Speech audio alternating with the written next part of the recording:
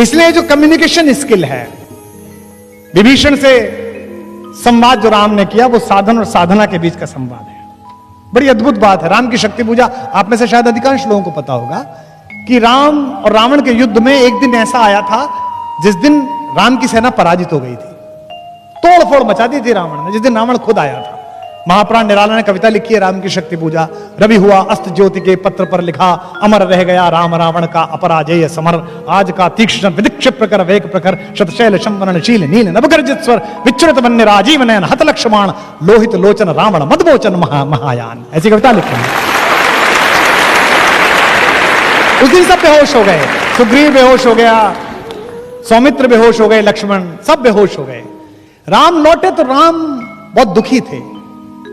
जामवंत ने समझाया, जामवंत सबसे सीनियर है सेना में, मतलब सबसे फाइनल पोजीशन पे, ब्रिगेडियर जनरल से भी ऊपर हैं। उन्होंने राम से कहा कि इतना क्यों दुखी होते हैं, वही आपका हाथ है, वही आपका तूणीर है, मार लेंगे, इसे कोई दिक्कत नहीं है। किसी किसी दिन होता है, सामने वाले का दिन होता है किसी किसी दिन नहीं होता। राम ने कहा ऐसा नहीं है। जब मैं युद्ध लड़ रहा था तो मैंने एक बात देखी, रावण नहीं लड़ रहा था, रावण के साथ शक्ति लड़ रही थी, दुर्गा लड़ रही थी, देवी लड़ रही थी। और यह अजीब बात है कि मैं धर्म के साथ हूं, मेरे साथ नहीं लड़ रही, उसके साथ लड़ रही हैं। तो जामवंत ने कहा अगर ऐसा है तो युद्ध हम संभालेंगे, आप पूजा करिए। तो 108 कमल मंगाए गए। यह दशहरा क्यों मनाया जाता है, ये आज शायद कुछ लोगों को पता चलेगा। हम तो कहते हैं कि रावण हरा दिया, ऐसा हुआ नहीं। ये जो शक्ति की पूजा, नवरात्रि की पूजा क्यों है? 9 दिन राम ने ध्यान धारण किया और 108 कमल वो चढ़ाते थे, एक एक कमल शक्ति के चरणों में चढ़ाते थे, त्रिपुटी में साधते थे, इमेज बनाते थे, जैसे सूफी लौ लगाते हैं, जैसे साधु लौ लगाते हैं। वो ध्यान में चढ़ते चले गए। आखिरी दिन जिस दिन आया, जिस दिन उनको वर मिलना था शक्ति का, 107 कमल जब उन्होंने चढ़ा दिए तो देवी ने सोचा कि इसका एग्जाम लेती हूं कि कितना भक्त है। वो आखिरी नील कमल उठा के ले गई।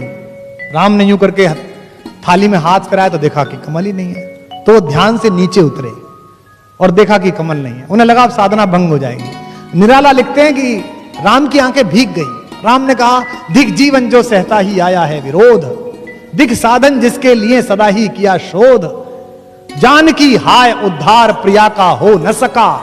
ये 3 लाइन है, लेकिन चौथी लाइन राम की, ऐसी के कारण वो राम है। दुखी है कि अब क्या करूंगा, सब हार जाऊंगा।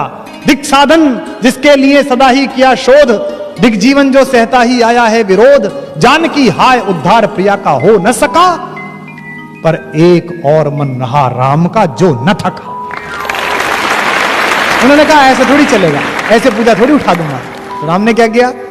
राम ने कहा कि मां कहती थी मुझको राजीव नयन, मुझको कहती थी कमल के जैसे आंख वाला है मेरा बेटा, तो अभी 2 कमल के फूल मेरे पास हैं।